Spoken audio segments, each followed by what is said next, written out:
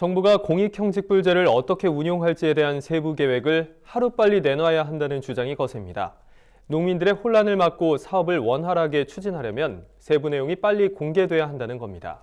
네, 최근엔 국회 예산정책처가 공익형직불제 세부 내용 공개를 촉구하는 보고서까지 발표했습니다. 농민들은 공익형직불제의 핵심 요소들이 정해지지 않아 상당히 혼란스럽다는 반응입니다. 보도에 윤슬기 기자입니다.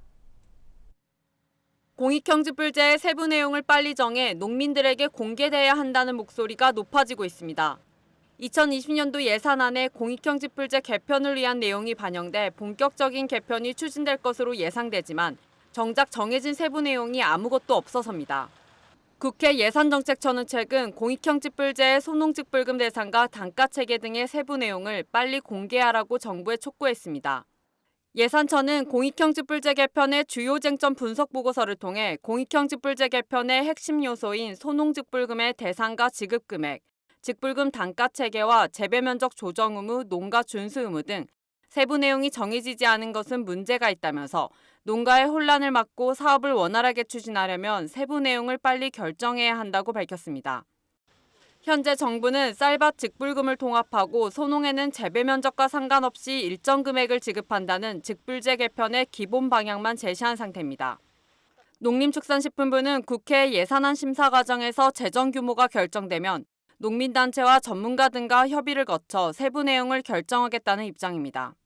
이에 대해 예산정책처는 농식품부의 계획은 순서가 틀렸다고 비판합니다. 원칙대로라면 예산안 편성 세부 내용을 국회에 제출하고 심사를 받아야 하는데 순서가 반대이기 때문입니다. 예산정책처 관계자는 사업의 수혜자가 되는 농민들에게 공익형직불제 개편의 세부 내용을 공개하고 동의를 얻어 사업을 진행하는 것이 정부의 가장 필수적이고 중요한 임무이자 의무라며 농민단체 등의 의견을 폭넓게 수렴해 조속히 세부 내용을 결정해야 한다고 지적합니다. 또한 보고서에는 직불제를 쌀 생산조정제와 연계하려는 정부 구상에 대한 우려도 제기됐습니다. 정부는 직불금 지급 조건으로 쌀농가의 휴경 또는 타작물 재배 등 재배 면적 조정 의무를 부과하는 방안을 검토 중입니다.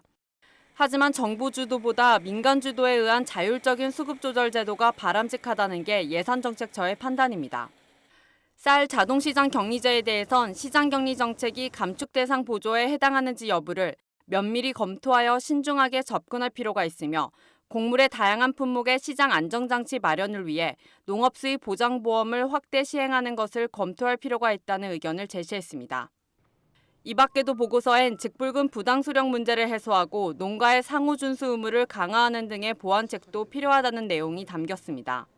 또한 성공적인 직불제 개편을 위해선 무엇보다 국민과 농민들이 공감할 수 있는 가시적인 성과지표를 개발하고 성과관리 체계를 운영하는 것이 중요하다고 강조했습니다.